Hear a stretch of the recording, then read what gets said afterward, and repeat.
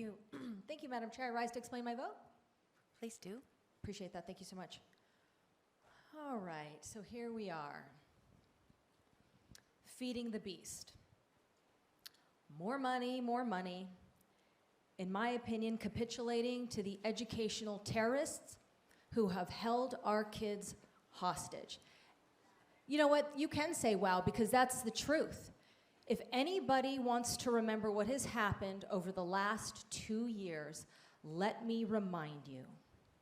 They shut our schools down. They disenfranchised parents. They let our kids stay home. They told our kids they couldn't come back. The only reason we're open is because of parents, not because of them. What they have done is such a grave disservice to our kids.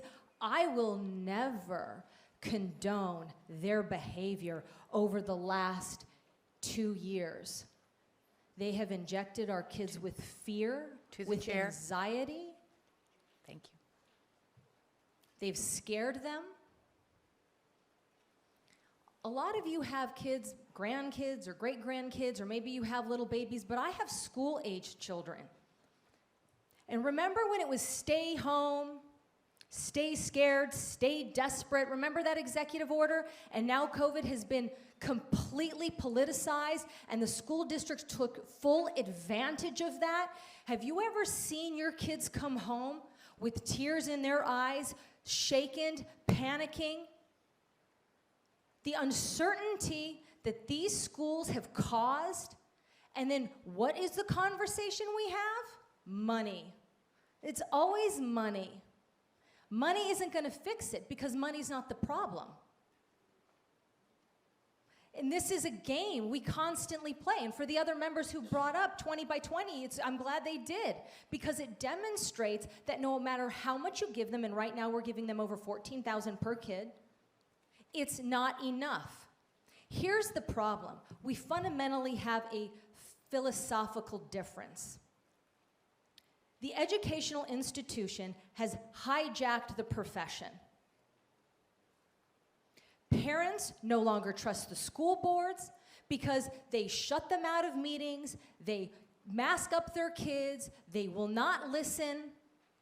And these school institutions, these school districts, completely run amok and unaccountable for. Let me tell you what's really going on the ground level, because it's not this fight.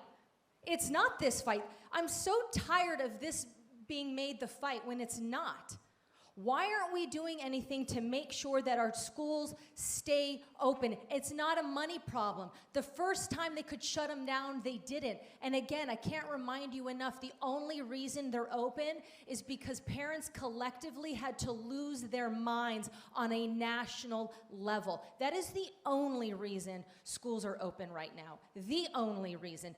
If it was up to the school boards, the ones that now we are condoning with more money, an excessive amount, we'd be shut. We would be behind, those kids would be behind a computer screen for the rest of their educational lives. That's what they want. But let me tell you what's going on at the ground level, which we don't seem to have any desire to acknowledge. So last week, this is what's happening. Last week, my little girl is sick. She's not feeling well. She's got allergies, right? We pick her up. Fine. She's got a sore throat. The next day, she goes back to school. You know what they're doing? They pulled her out of her classroom, stuck her in isolation, didn't call her mother or her father, proceeded to interrogate her about the health of her parents and her siblings, proceeded to interrogate her about plans she may have over the next weekend or extracurricular activities she was doing or engaged in. Thank God she has a cell phone. This is the first time I was like, thank God I got you a cell phone. She was able to call us. We pick her up. She's upset, devastated. She doesn't understand why she was pulled out of school. She's feeling fine. She didn't ask to be pulled out of school. She didn't say she wasn't feeling sick, but she's on a list. She's on a list. And then they tell us, look, she's got a sore throat, I don't know, she can't come back for 2 weeks. You can only imagine what I proceeded to tell them. Long story short, she's back. These are the kind of problems parents are facing. This isn't one of them. I have been engaged in the school issue for the last 2 years after seeing how COVID-19 has been exploited, and I'm telling you, nobody is talking about a deficiency in funding. What they're talking about is the bureaucratic educational machine taking advantage of children, abusing them, in my opinion, not listening to parents, and continuing to do the same thing they've always done: complain about money. And the only way we are going to fix our problem is when we realize we don't have a money problem. And I will never, like I said in my opening, condone what I have seen. The abuse that I have seen is beyond the pale. And this is the last thing, the very last thing that should be on this board today. And with that, Madam Chair, I vote no.